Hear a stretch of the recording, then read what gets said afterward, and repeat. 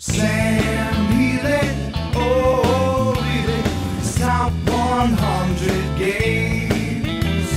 Sam Healey, oh, really, it's top 100 games. Sam won't be caught dead playing roads and boats. When people make him mad, he wants to punch him in the throats. Not the kind of grubby, but he's also kind of fun. He's an army of one. All right, welcome back to the best top 10 of all time. Top 100 of all time, rather. I'm just saying that you could put probably 10 mediocre games and it would be better than the concurrent 10 that Zee just put out. Wow. You feel the tension. I have a knife. Sam has to sit I'm between us. cutting it. I'm a cutting it. Let's talk games. The knife, not the cheese. Let's talk chop a shop here. All right, so here we are. This is my number 40 through 31. My number 40 to 31 on my top 100 of all time. And we're going to have some Bad games. All right, how many card games are in this line? These are awesome games. One card game. How about no card games? We'll be the judge of that. Okay, you be the judge of it. All right, so my number 40, let's go ahead and get on into this. Number 40 is a game that I have used in a number of different situations, probably prevalently at youth group, but I have used it with gamers and family, and it's been a hit on all of those cylinders. And this game is called Eruption. Anyway, yeah, you guys can not like the game, whatever you like. No, I don't dislike the game, but what? that's really high up. This is a good game. It's a really simple game to teach, and it has a lot of tension to it. You can attack people, you can help people, you can defend yourself, you can do a whole lot of stuff with this game, and it's very simple to teach. It is very basic, it is very simple, and that's one of the things that I think makes this game shine. This guy's bringing out solitaire games. Okay, seriously, you like super simple games, so why is this one bugging you? It's not bugging me. This is crazy on his list. Why? I just didn't think you liked it I play this game a lot, dude. Man, I play this game a lot. I probably play this game I played it with you. at least 6 times a year. I thought it was okay. I'm surprised so it's a twofold surprise. If I didn't like it that much, so that's part of it, which is subjective. But the fact that you like it that much is really what's blowing my mind. Yeah, I'm surprised. I play this game, it doesn't sound like much, but it actually is. I play this probably at least 6 times a year, at least once every 2 months. For us, that's a ton. Yeah, that's a lot. I mean, that's a lot of replayability. And everybody I play with enjoys it. I don't think I've ever had anybody say that they didn't like the game. Now, maybe they were just being nice. They didn't want to get punched in the throat.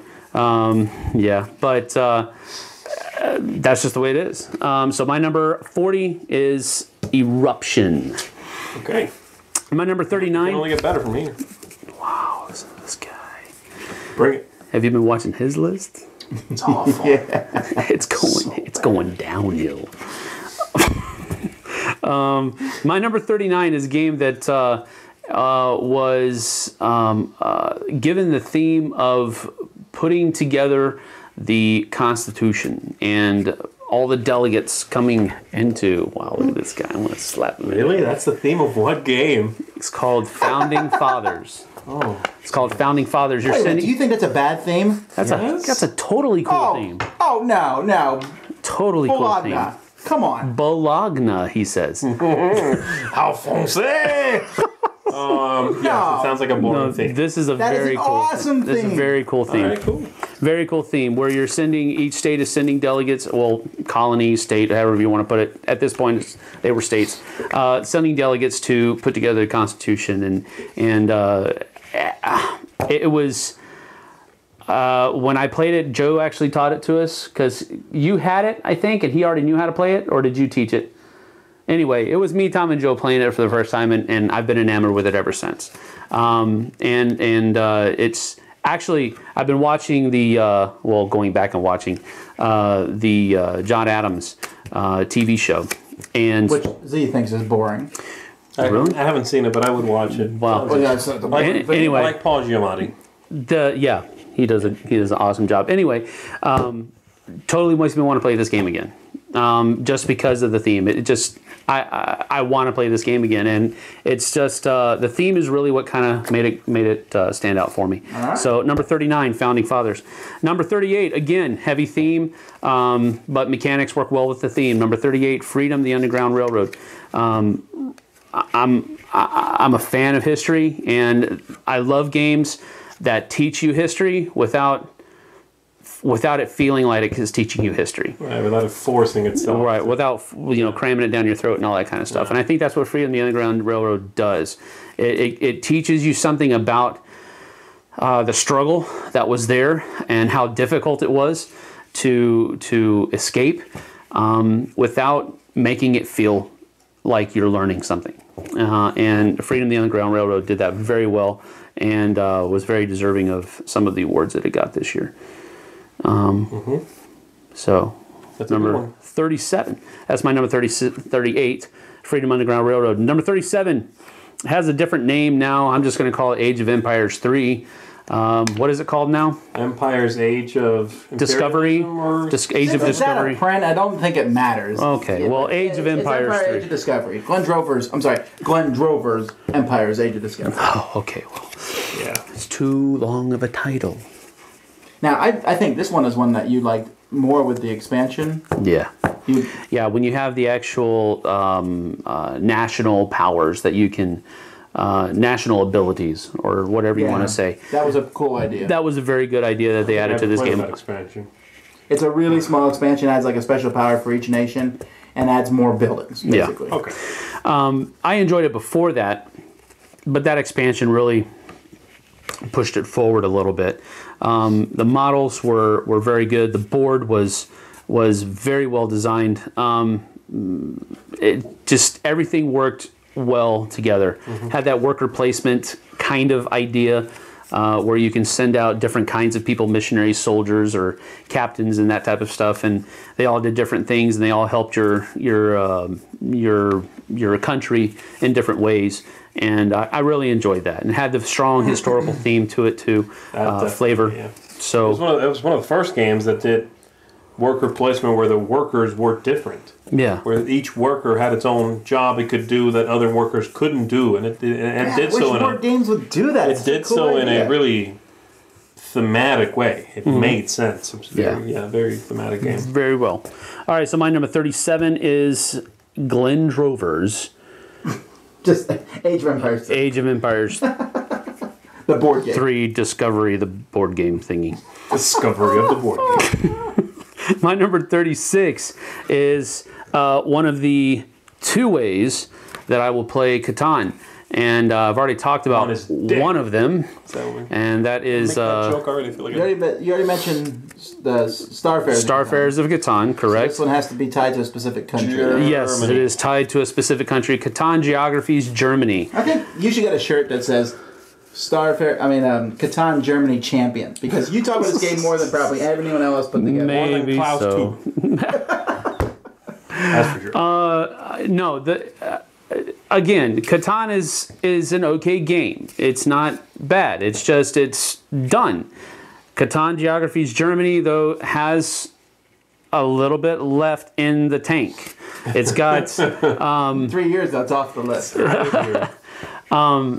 the building the monuments, the almanac that actually came with the game, which I know that sounds strange, but I actually enjoyed reading the almanac because I lived in Germany for 3.5, almost 4 years, and I actually went to a lot of those places. So it was cool to have the historical background that they put into that almanac.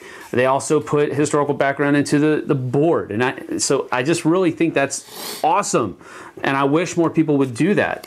More designers and that type of stuff. Put some historical thought into your games. The board for Catan Geographies Germany, if it produces wheat over here and rock over here, then that's what that, or rock quarries or whatever, stone, that's what that region of Germany was historically known for, and I just think that's cool. So very high on my list. I understand that, but my number 36, Catan Geographies Germany. And number 35, the hotness. The one thing I don't like about this game is, and I'll this is just the one caveat, is that it's a collectible. It's a collectible game, and I don't enjoy that because, quite frankly, I don't have the money to keep up with it. It just gets too much. I bought some packs. But it's a cheap collectible. Yes, it is a cheap collectible. I got that, and you know what it is because I've said that. Unfindable collectible also. But unfindable collectible also. Yeah, it's very difficult to find, but it is Marvel Dice Masters, and again, I enjoy the game a lot. It really captures the cool feel. I like to play it putting a team together. A team that you would find in the, I like taking the Avengers against whatever you want to bring up. And so I'm cool with that. I like that too. I enjoy doing that. And some people like to min-max it and put the best characters together because they all, whatever. I don't like playing that kind of game that way. Guardians of the Galaxy Dice Masters. Yeah, that'll be pretty fun. Awesome. That'll be pretty fun. That would be awesome. But number 35 is a really cool game. I love dice checking. I always have. And this puts a little. I liked Warriors when it first came out. I still do, but I like Dice Masters a little bit better. So that's my number 35 Marvel Dice Masters. He's already doing better than you. My number 34. It's better than my whole 100. My number 34 is a game that Z has mentioned on one of his lists of late. Impossible. And a good game? I guess you could actually maybe say that it has cards in it, but it's not really a card game. It's a party game. Well, he called it a party game. I wouldn't call it a party game. The Resistance. It's, I don't know. I don't like calling that a party game. It's like it doesn't. A social game. How about that? Social game. Social game, okay. Party game, I didn't like. You called it a party game, and I didn't agree. I didn't say anything because I was being nice. But until now. I missed that part. I didn't want to take your time to say it. I'll say it on my time. But number 34, The Resistance, has been a game that I've used to much success, and it has the tension that comes with that kind of game. People have compared it to Werewolf, and yeah, I guess so, you can, but it's so much better than Werewolf because it's more contained than Werewolf is, I think. It's just so much better than Werewolf. I'm sure you think so. Yes. Anyway, my number 34 is The Resistance. It's the same thing as Z. Do you like it basic? Do you like to add the special cards? Do you like Resistance Avalon? I don't like Avalon. Am I the only person who likes Avalon? I do not like Avalon. I don't know. Like Avalon. A lot of people do. I like. It might be a case of which came first kind of thing. We played the first one first. Yeah, maybe. And Avalon just didn't do it for enough me. Different stuff that I was like, what a sequel. It's just the same game with a twist. That I don't know. I don't like the twist. It's just, it seems like they just slapped a different veneer on the game and that was it. And I don't know. I mean, I guess you can do that, yeah. But Resistance, I like the sci-fi, cyberpunk type theme to it anyway. So that's my number 34, Resistance. Number 33 is a game that I've heard recently that people are trying to get reproduced or produced here in America. And I really hope that they get that worked out. I don't know if they're going to, though. But Carnival Zombie is a game that I really enjoyed. And I don't like the cubes aspect of it. Wow, that's pretty high on your list. Yeah, it is, and I really did enjoy the game. I do like zombie games. It was a little bit of a darker kind of zombie feel to it than normal, and I was kind of iffy on that. I guess, but unique for sure. It's like a weird, for sure. Yeah, it is dark, but most zombie games are about eating people. I'm fairly sure that's kind of dark. Yeah, but it is dark. This one has that like weird. What is it, like carnival? Italian carnival thing on top. Right. Which is interesting. So I mean, I enjoy the game a lot. I mean, it's number 33 on my list, so it's the top third of my top 100. So I really enjoy the game. I thought it really captured the idea of having to fend off the zombies overnight to get to your next spot. You're trying to break out of the city. You're trying to get to the safe zone or what have you.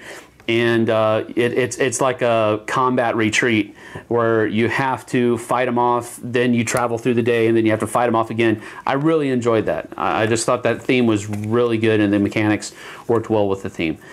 So my number 33 is Carnival Zombie. My number 32, going back to the historical thread that a lot of this segment has thrived on, and my number 32 is Francis Drake. Kind of a Euro-y game. No. Very Euro-y That's game. a Euro game. Very Euro game. But the reason I originally said kind of a Euro, because it does have a lot of conflict in it. It does have combat, and again, it's not really it's not dice combat. It's not the kind of combat you would find in a Amerithrash game, but it is still player on player confrontation, and you usually don't find that in a Euro game. So that's why I said it's kind of a Euro game, because it definitely has Euro mechanics, but it also has some player confrontation mechanics in it as well. One of the mechanics I thought was really cool, although it wasn't really thematic, is that you send out your people to pick up the stuff for your ship and all that. And I just thought it was kind of weird that you could only go so far. And normally you go to port, you send everybody out, they go get what you need, and you come back. I didn't. It's a very skinny market. And you all have to walk single file. it's a one-way market. You cannot go in the other way. Cannot turn around. You can't, no U-turns. I'm sorry. They'll push you along. I just thought that was a little bit fiddly, but again, it works. It didn't take away from the game. I just thought it was kind of a strange thing to do. So my number 32, again, heavy on the historical aspect of it, Francis Drake.